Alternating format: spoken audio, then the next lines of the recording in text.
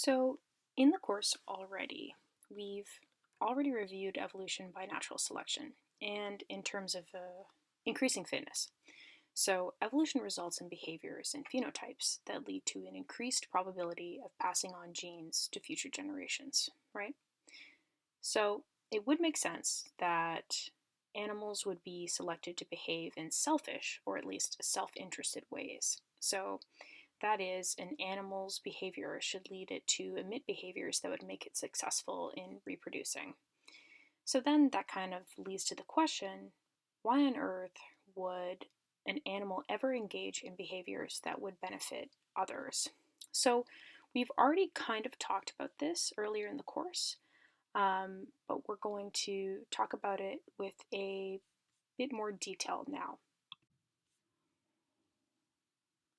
So, in terms of evolutionary biology, altruistic behaviors are behaviors that would increase the reproductive success of another individual at a cost to the actor or first individual. If there's no cost, that's not really altruism. It could just be a byproduct of your own behavior, helping another individual with no cost.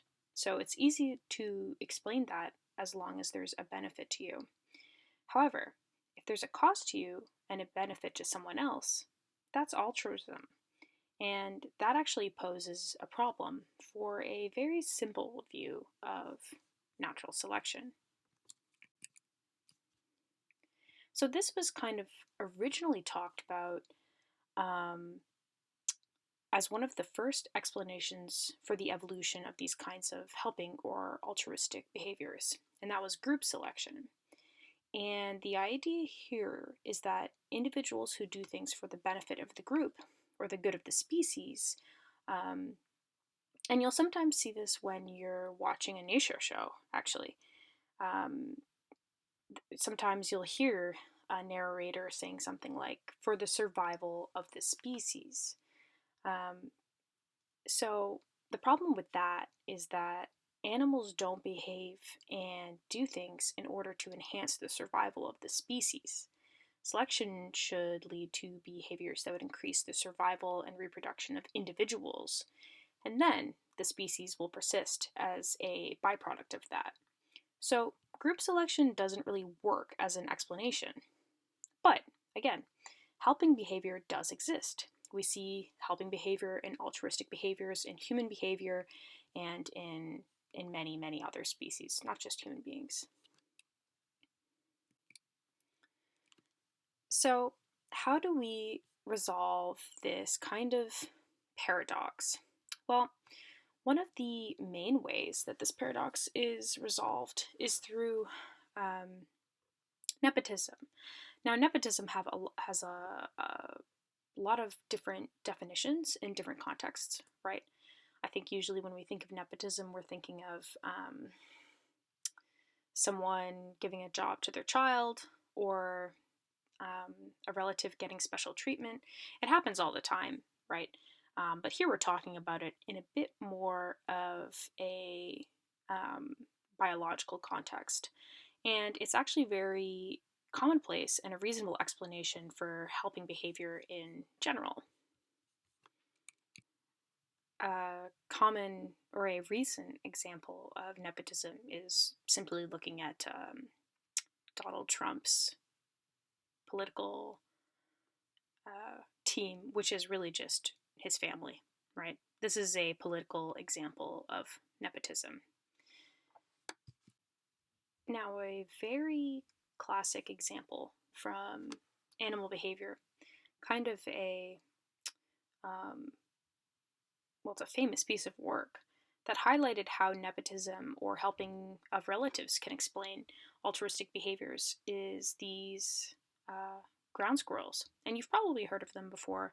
They're often covered in lots of nature documentaries, especially as an example of kind of helping behavior and altruism. So they're small rodents. They're about the size of a chipmunk. Adults get larger than that, but the babies are like the size of a young chipmunk, and they breed in the mountains.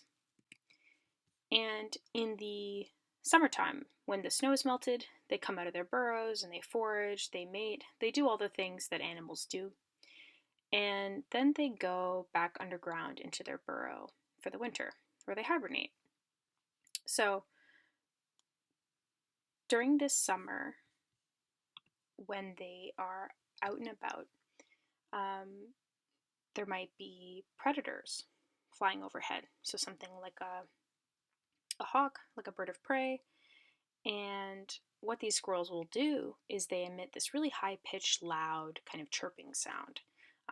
And that's an alarm call. And the thing about that is that they're kind of loudly announcing their presence, right? They're almost saying, "Hey, hawk, I'm right here. Come eat me," right? So that has quite the cost. And yet, they do it all the time. It's a big part of their behavioral repertoire, right? So that seems like the last thing you'd want to do is yell when you see something dangerous, right? So this is a great example when talking about altruism. So it turns out that these Belding's ground squirrels don't live randomly across the meadow. They have different systems, like burrow systems, that are matriarchal organized family groups. So at sexual maturity, males in the burrow system will leave and go live somewhere else, whereas the females tend to live at home. So they stay home in the same burrow system that they were born. So, as a result of this, most groups of Belding's ground squirrels consist of mothers, grandmothers, daughters, aunts, and nieces. So, a large group of related females, and then some males that kind of hang around. So, if you actually watch carefully which ground squirrels are the ones that are likely to make the alarm calls, it turns out that the alarm calling is more commonly done by older animals and by females. So that is, the animals that give the most alarm calls are the ones that have the most relatives nearby. So even though it's an altruistic act, it's benefiting relatives. It's kind of nepotism. And by saving your relatives, you're actually increasing your inclusive fitness.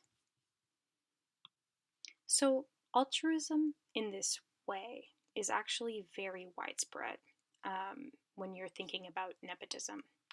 So, let's say, take a person and they tell you, I have this person in my home, I clothe them, I feed them, I give them money when they ask for it, and I do anything for them, right?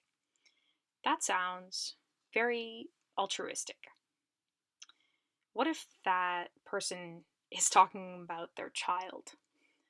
All of a sudden, that behavior doesn't seem so altruistic. It seems commonplace. It seems expected, right?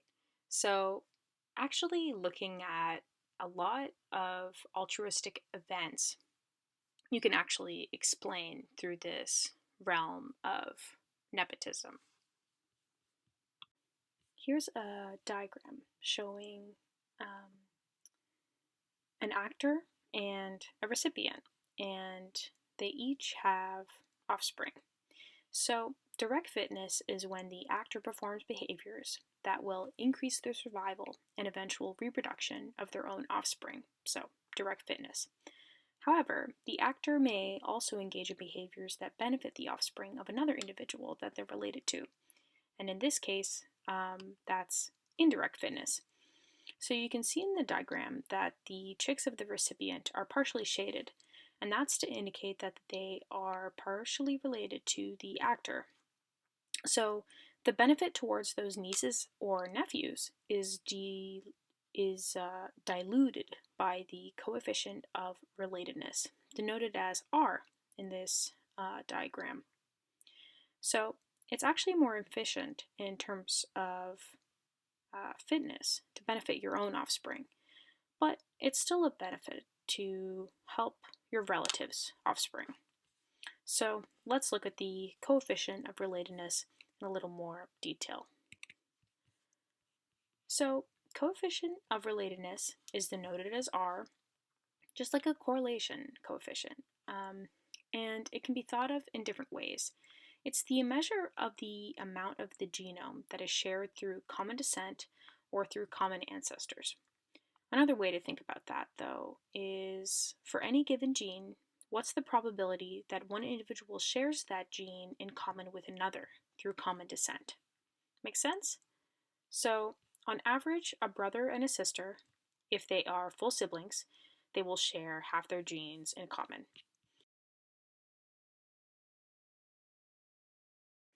So again, if you picked any one gene and you're thinking about probabilities, what is the probability that you and your sibling share that gene? Or the same with a parent and offspring. What's the probability that you share a certain gene with your parent? It would be about 50%, right? Half and half. So you might get confused with the coefficient of relatedness when we talk about how many genes are shared in common, say between species. So you may have heard that chimpanzees and humans share, let's say, 97% of their genes in common. So that's discussing a different form of genetic similarity. It's not the same as a coefficient of relatedness. There you're looking at the structure of genes in a much broader sense, okay? So for the coefficient of relatedness, we're looking at specific versions, specific alleles that are shared through recent common descent, not just having the same genetic structure or genetic archetype overall. Okay, just to get that out of the way, because I think that can make things a little bit confusing.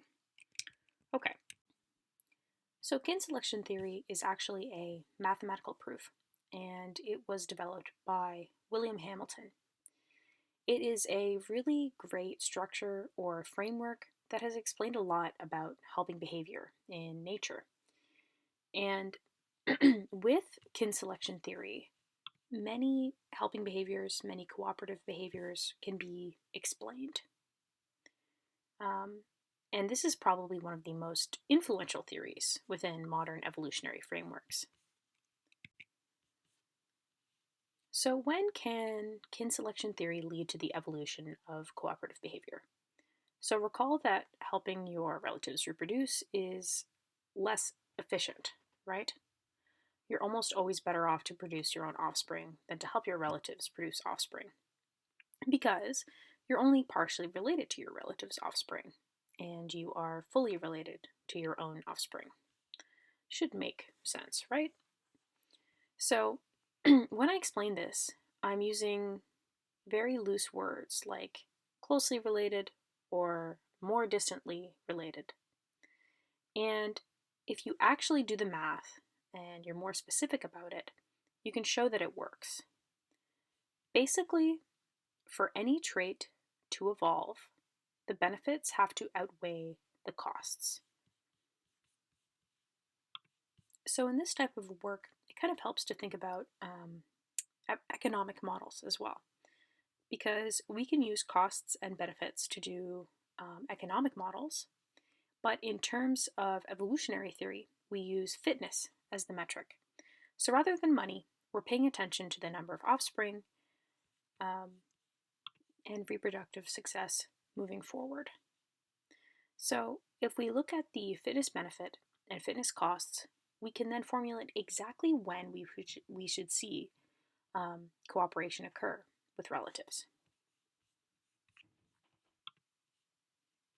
When we help relatives reproduce, that is helping our own genes, or at least some of our own genes, get into future generations. But the effect of that benefit is diluted by how closely related we are to them. So the formula here is that RB has to be greater than C. the coefficient of relatedness times the benefit has to be greater than the cost, right? It makes intuitive sense, I think. So let's illustrate this with an example. So let's say a man gives his sister food that she can help raise her children. And let's say this behavior over a period of time leads to about a 10% reduction in how many offspring that individual would produce themselves.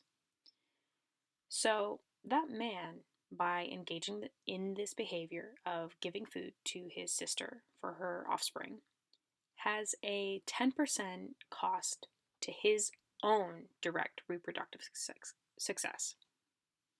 So, if you think about it, the man, instead of giving the food to his own children, there's a cost there. He's giving it to his sister instead, right? But let's say this is a really strong benefit to his sister. Let's say it increases her reproductive success by 25% or 0.25. Now, the brother and sister are full siblings, so they're related by 0.5. So now we have all of our values in for R, B, and C.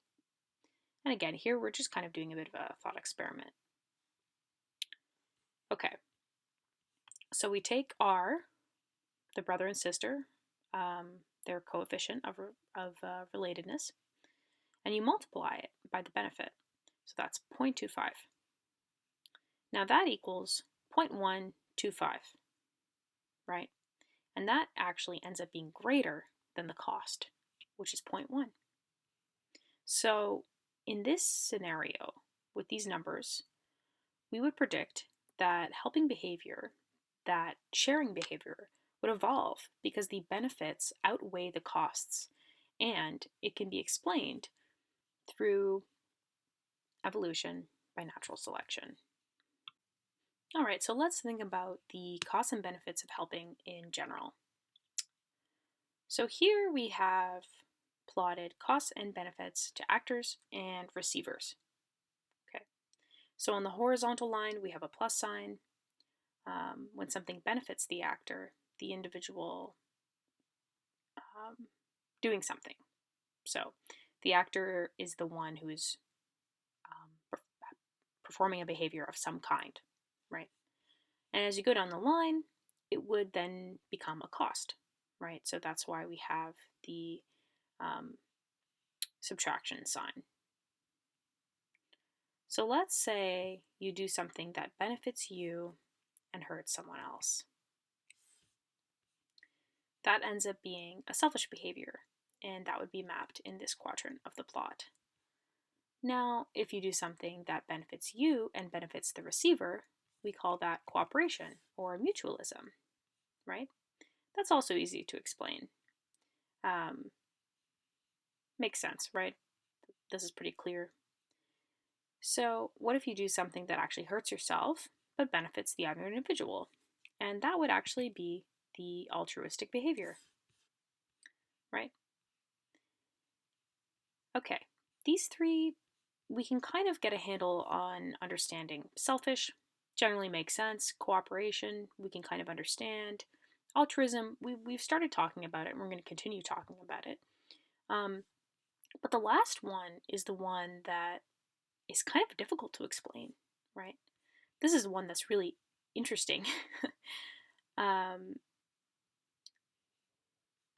that's called spite. Those are spiteful behaviors. They don't help the actor and they don't help the receiver. There's a cost to both the actor and the receiver.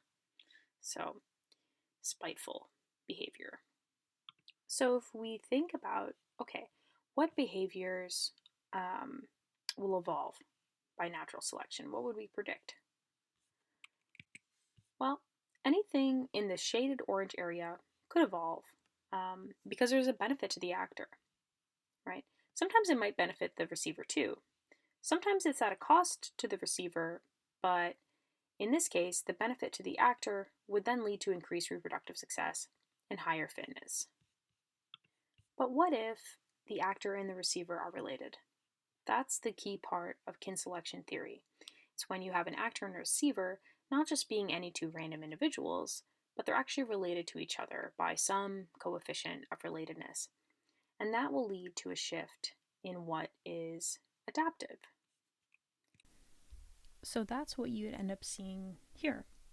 So notice that there is a tilted line, right? The orange shaded area has now kind of shifted.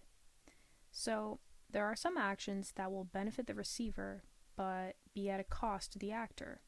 And those are the ones that we're calling altruistic. And that's denoted here by this triangular region. So these would not be expected to evolve if the actor and receiver were unrelated. But when they're related, now you have the benefits diluted by the coefficient of relatedness outweighing the costs. Similarly, on the other end, there are some actions that would benefit the actor and come at a cost or harm the receiver, and we would now expect those to not evolve. So we would have the reduction in the likelihood of selfish behavior when the receiver is a relative. So, inclusive fitness leads to two effects. First, it reduces the likelihood that acts are costly to relatives. So, if you harm relatives, you're harming your indirect fitness. So, if you engage selfishly, that should be directed to others rather than relatives.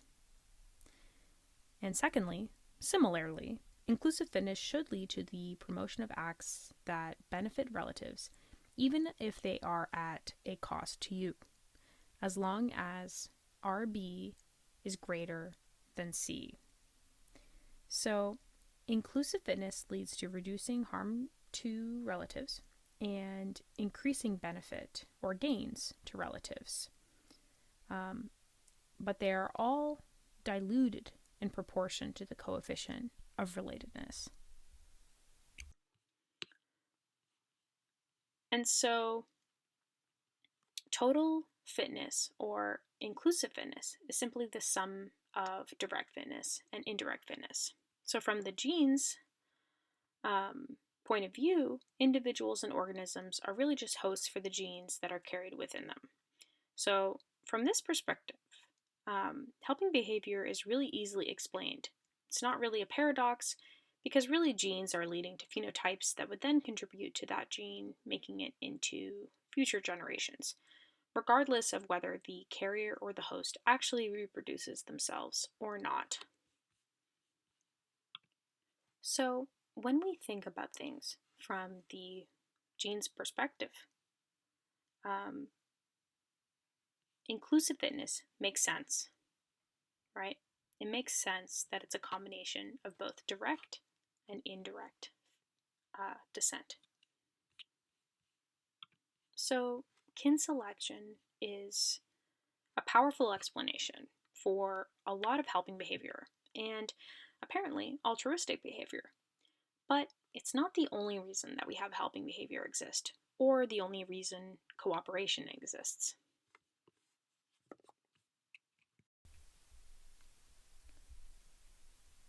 Why do some animals live in groups and others live solitarily? Many species live in social groups. Others live where individuals rarely interact, perhaps only for mating. So, there must be differential costs and benefits to group living across different species. So, let's look at what those costs and benefits are. Starting with the costs. Anytime you have more than one individual within close proximity to each other, you're going to get an increase in competition, right? Whether that's competition for a place to sleep, competition for food, competition for mates, any kind of resource an individual needs will have, right? There's always going to be increased competition if there's more individuals around. And this is referred to as an automatic cost of group living. Another automatic cost of group living is increased risk of disease transmission, right? I think this makes sense, especially I hope it makes sense. I think that we can get that. We're living in the pandemic. So we're very aware that being in close proximity to others can increase the transmission of diseases. But this isn't just true in a pandemic. It's true anytime when more individuals are around each other, because it increases the risk of disease transmission. So that's another automatic cost. There are some other costs that are not automatic, but may or may not occur depending on the context. When you live in a group, you might live in an increased risk of exploited or parasitized parental care, investing in offspring that are not your own, if there's another offspring around, right? Similarly, there may be an increased risk of infanticide, but those are not necessarily automatic, right? It doesn't mean when you're in a group there's automatically going to be an exploitation of parental care or infanticide, but there is automatically going to be increased competition and increased parasite and disease transmission. There must be. There has to be. But the non-automatic costs would depend upon specific kinds of behavior and social structures. So, okay, there's quite a few costs, right? With all these costs, why don't all species just live in a way that individuals are off by themselves, not having to compete with each other or catch those nasty diseases from each other, right? Because group living has evolved many times in many different animals, there must be some benefit to it, right? Okay, well, here are some of the benefits. So the first thing is, and one that's really important, is reducing the effects of predation. And there are many ways this could happen that are also beyond the scope of this course. But having many individuals means you have many eyes, many pairs of ears that can detect predators. For example, animals can have group defenses. There's this phenomenon called the selfish herd. So basically, if you have a large number of individuals in your herd, if a predator kills one of the individuals, the more you are, the less chance it's you, right? So the larger your group is, the less likely you are to be the one that's eaten. In addition to avoiding predators, there's sometimes benefits of groups in terms of finding resources.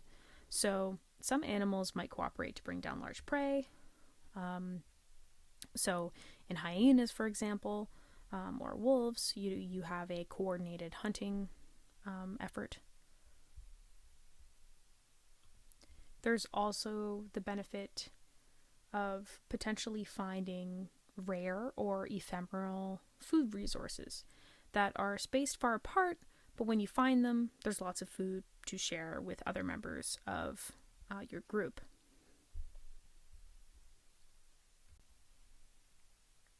Other benefits include defensive resources or defending resources versus other groups. Sometimes there's group competition, one group versus another. Some groups will participate in helping each other care for their young, so that would be another potential benefit. And living in a group can also lead to modification of the environment. So for example, some animals will huddle together in the wintertime or at night to help stay warm. So all the individuals benefit from being together, because together they can stay warmer. So those are some of the costs and benefits that could lead to the evolution or not of group living. So whether group living would be favored by natural selection or not just depends upon the relative benefit versus the relative costs, much like many things we've discussed so far. It is important to remember, though, that some costs to group living are automatic, right? The competition for resources and the risk of disease spread. Those are just automatic costs. But no benefits are automatic, right? The benefits require some type of interaction among the group members. So they are they're not automatic. They take an active behavior or an active choice from the animals, right? So really, the default situation should be individual living, right? And we would then predict that group living should only evolve in very specific contexts. That said, there is a very large variation in the animal kingdom. When you go looking out in the world, you see plenty of different types of living.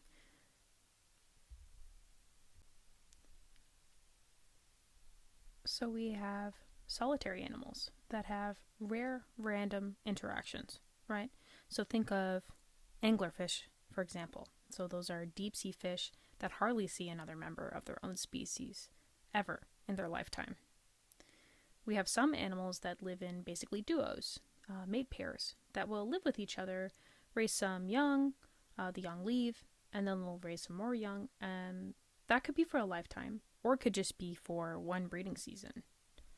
We have some animals that are in aggregations where they're not actually having social interactions very much, but they've just become close together because of environmental conditions or resources. And then we have, maybe I'm biased, but the interesting ones, the social groups. And these are groups of animals that live in groups and have social interactions. They have dominance they might have dominance hierarchies, differential helping, or cooperation. And a great example of that is elephants. And at the most extreme, we have what are called eusocial colonies or societies. Things like honeybees or ants or naked mole rats, actually, are eusocial as well.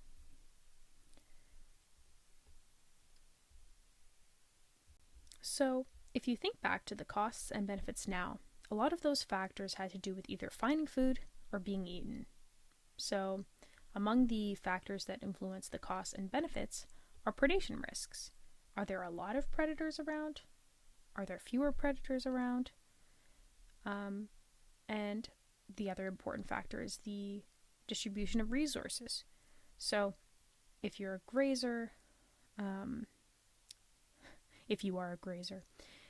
so if you think of an animal that eats grass living in the African savanna where food is plentiful, that's different from another animal that specializes in a particular type of plant where they have to go out and find those individual trees and wander around until they find them, right?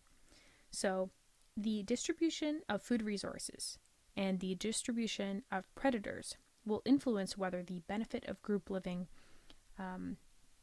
outweigh the costs.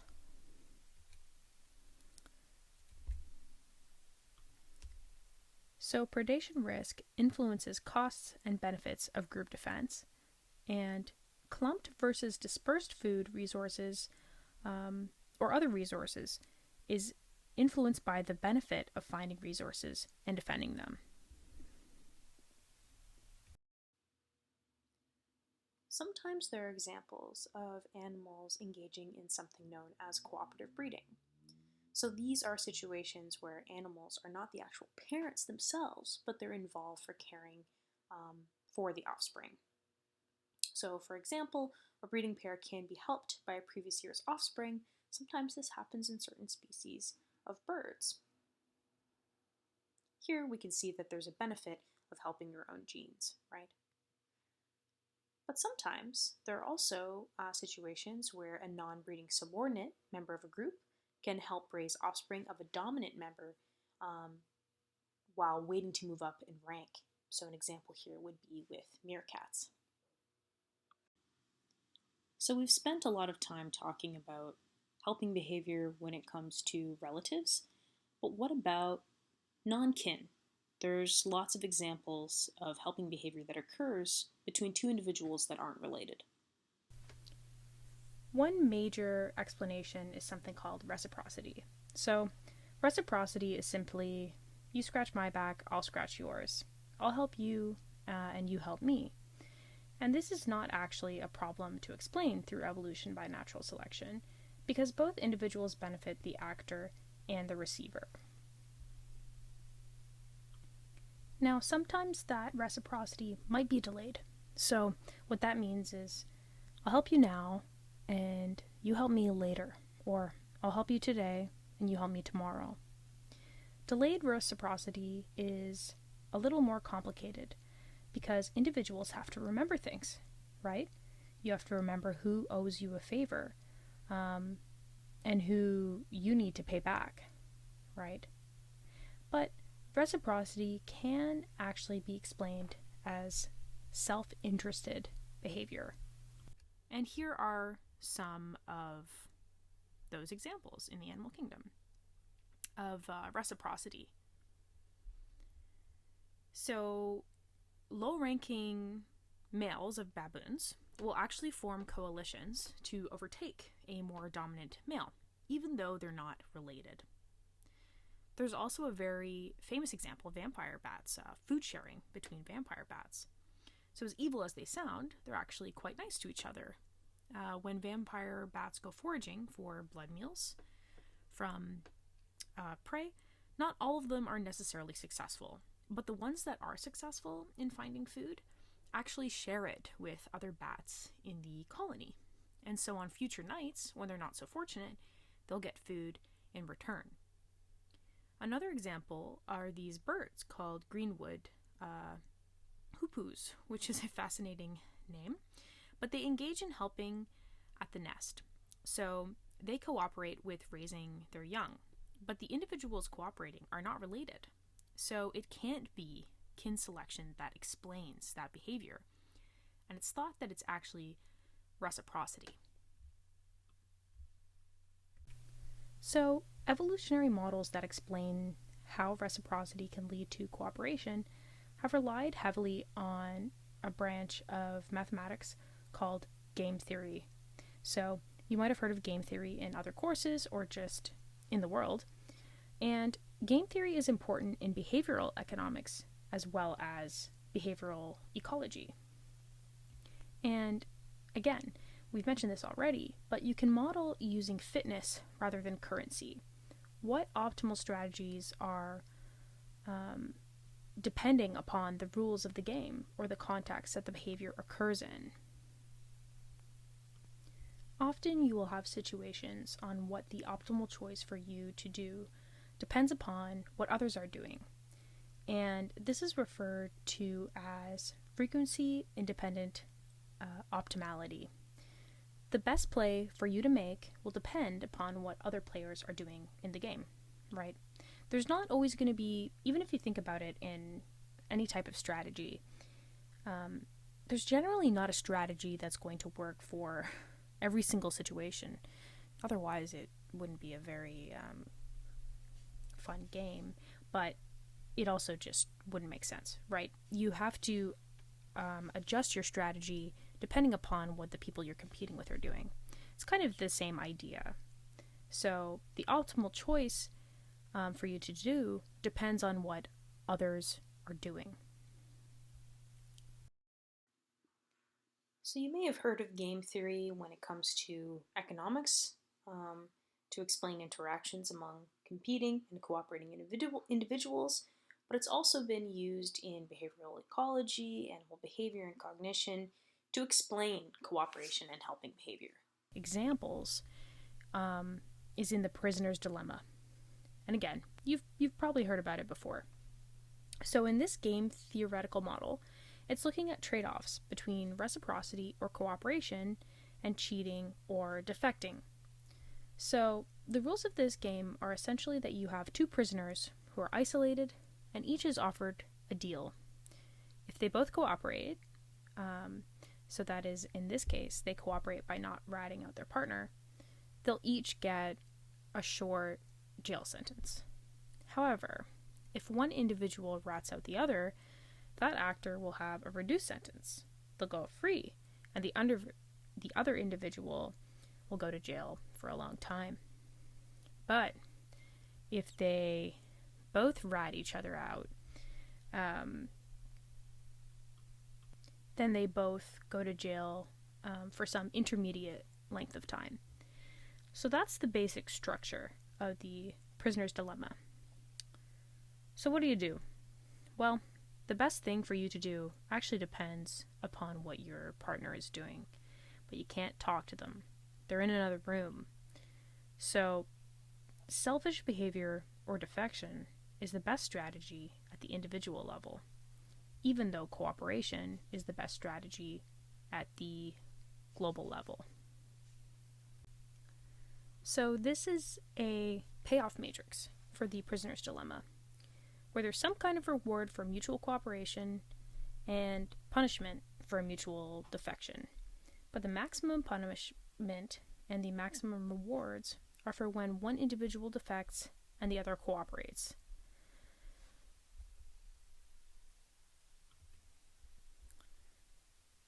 So there's been plenty of research about this game, basically, and selfish is the best strategy.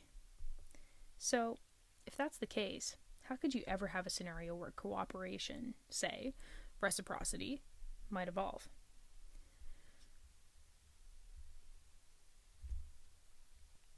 Well, you have to think about a long-term strategy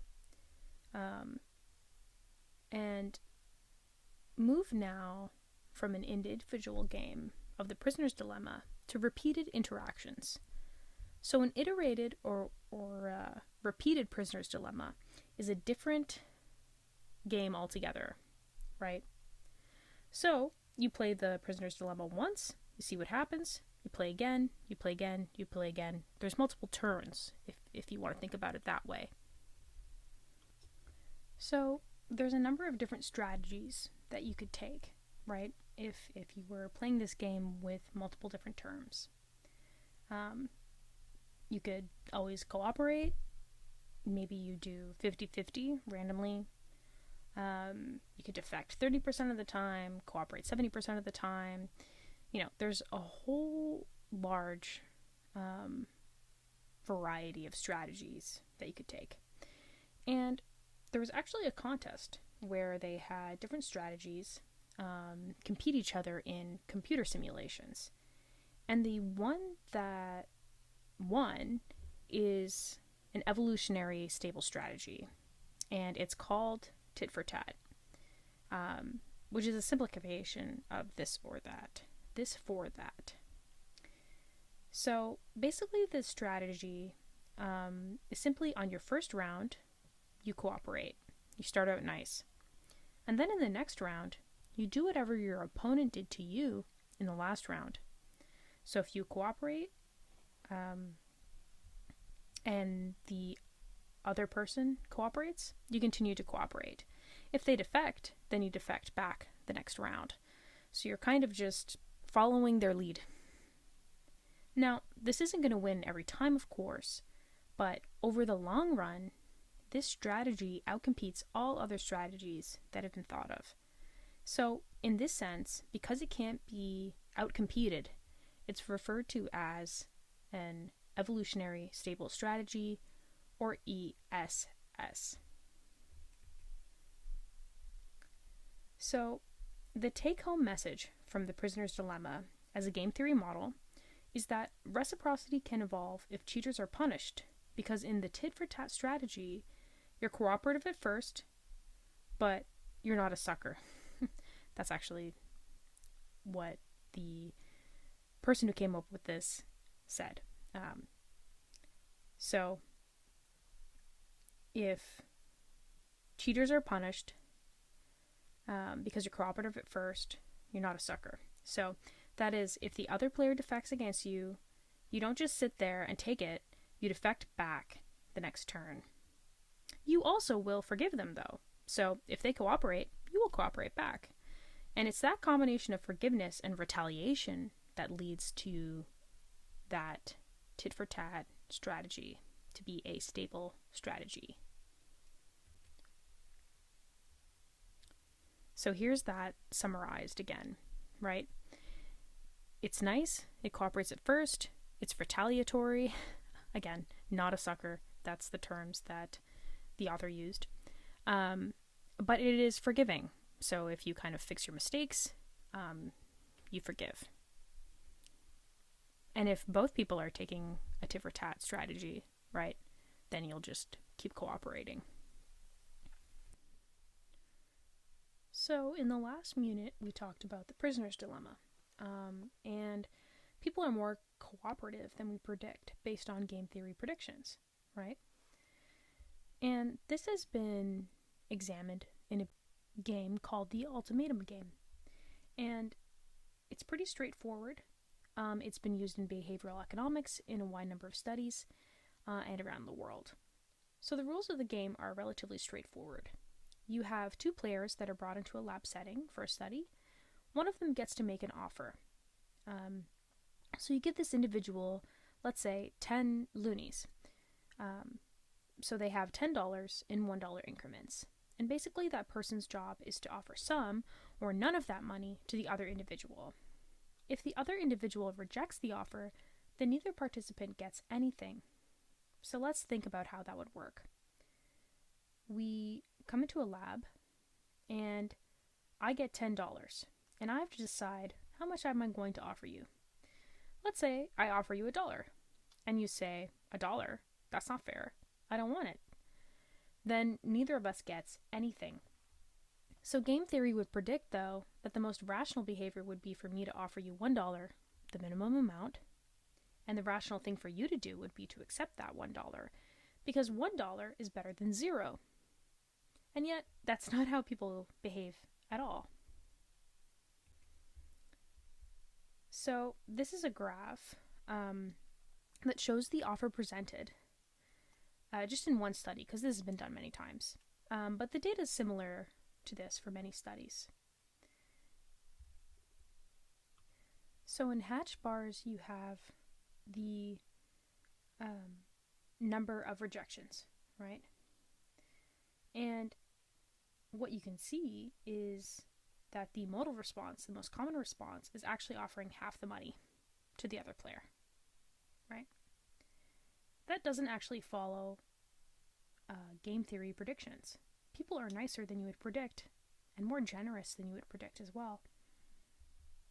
You can see that there is a little bit of variation. So, yeah, there's a little bit of variation, but by and large, the most common response is just to split the money, half and half.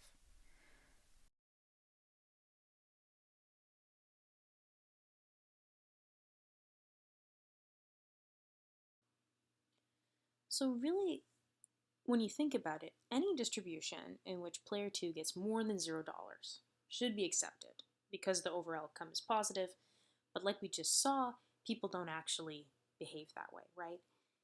In humans, player 2 typically only accepts offers over 20%.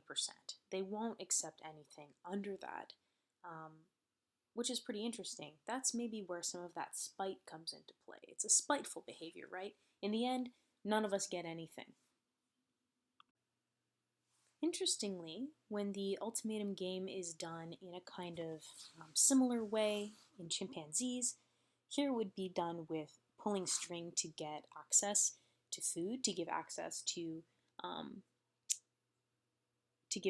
the food to another chimpanzee, basically by pulling different ropes.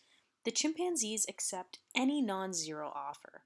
So when it comes to chimps in the ultimatum game, spite doesn't seem to be a chimpanzee behavior compared to humans. Okay, so that's where we're going to leave it for prosocial behavior today. We had a large emphasis on helping kin and also reciprocal or reciprocity, I should say. We talked a bit about altruism, but there's still a lot to learn and discover about prosocial behavior in animals. And it's likely that there's different mechanisms for different species, as it is for many different things that we've talked about, right? If you are interested in this area, feel free to read ahead in the textbook in this chapter about consolation, about empathy, and about cooperative hunting, but those sections in the textbook are not required. Okay, I'll see you guys next week. Thanks for listening.